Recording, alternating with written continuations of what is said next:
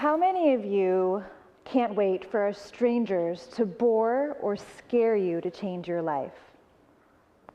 None of you do. Because studies show people are more likely to try something new if you tell a true story about one person with no statistics or charts. And the weirder your story, the more they'll recall your ideas. So here's mine.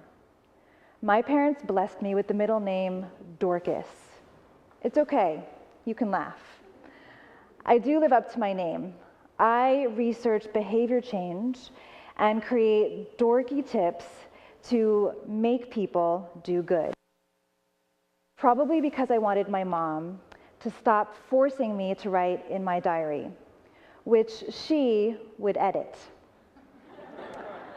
I also wanted her to stop pasting articles like this list of films for kids, which is next to her entry in my diary of her entry in my diary about taking me to see The Last Emperor. I'll never forget R-rated scenes I saw, really racy ones, when I was 7. And think of someone's behavior you tried to change.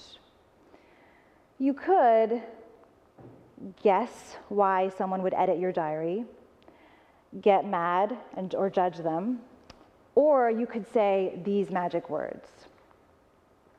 What do you want that you don't have now?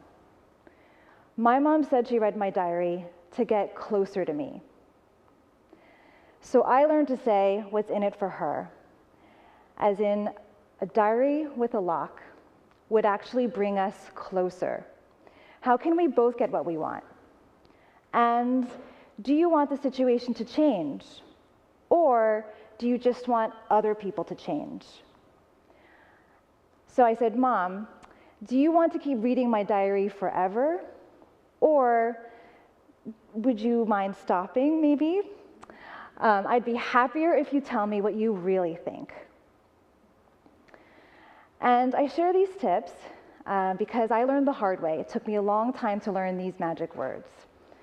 And if they don't want to change, studies show they're not ready to hear new ideas. And I definitely learned the hard way.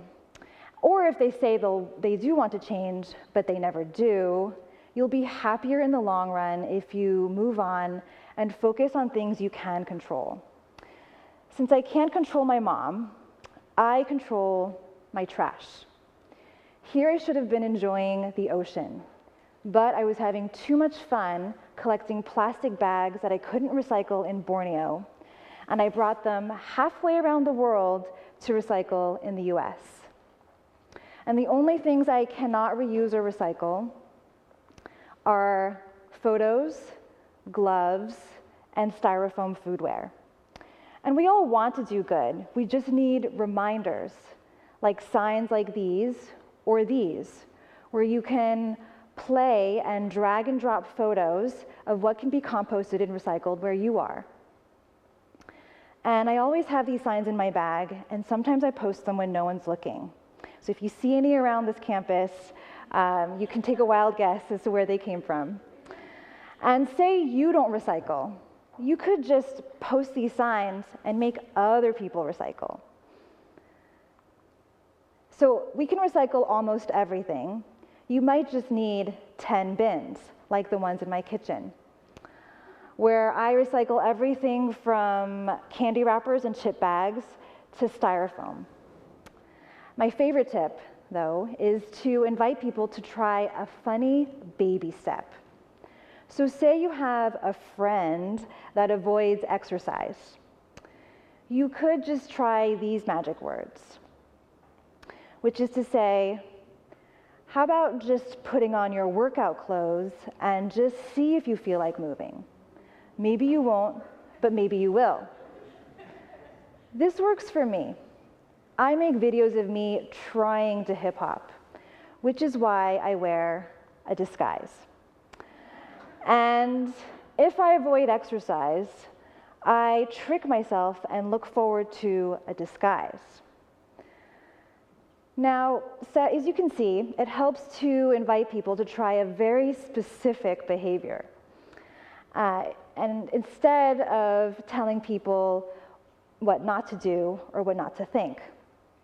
And it helps to avoid being general, because people might not know what you mean if you say something like, respect me. Well, I wish I knew that, because I almost handed out postcards like these to people on the street that harassed me. Because how is the world going to take women seriously if we're called sweetie, girl, guys, or worse? And we don't know what to say. Well, this class taught me what to say. And if you don't like styrofoam or bullies, you can take it out on both, on a bad guy in a foam suit. And if I could pay for everyone to take these classes, I would. But I needed a comeback other than back off.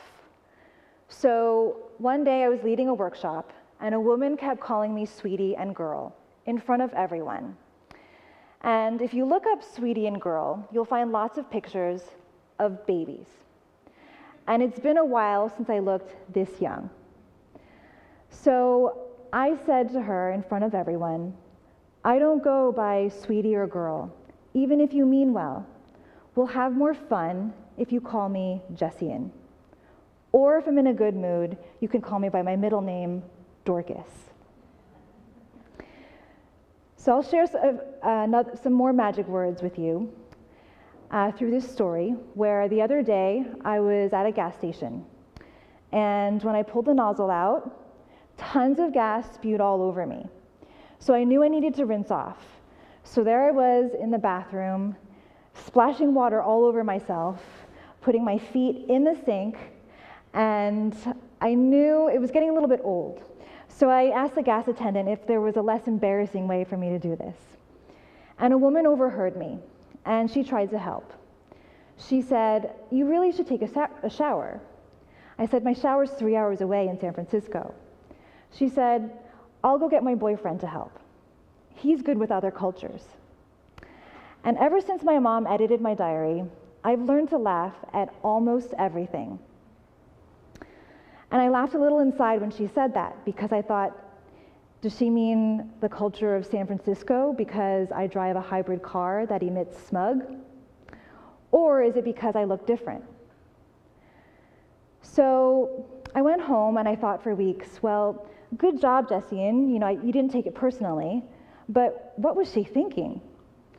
So I consulted a checklist I made from tons of self-help books that I read, and most of them teach to ask for someone's intent. But if I asked you, what's your intent, it might be a little awkward, but they don't teach you, because these books didn't teach me how to ask for someone's intent. So I came up with these magic words that maybe we can use, which is to just ask, what do you mean? And maybe we can learn to understand each other better and avoid getting mad or sad when we don't even have to. So I ask you to imagine how happy we might feel if we learn magic words like these at school, home, and work. And I have to thank my mom for editing my diary, because eventually I learned that the only person I can change is myself, and to turn unpleasant things into fun things, like obsessively reusing and recycling almost everything, banning toxic products from my house, and dancing in disguise.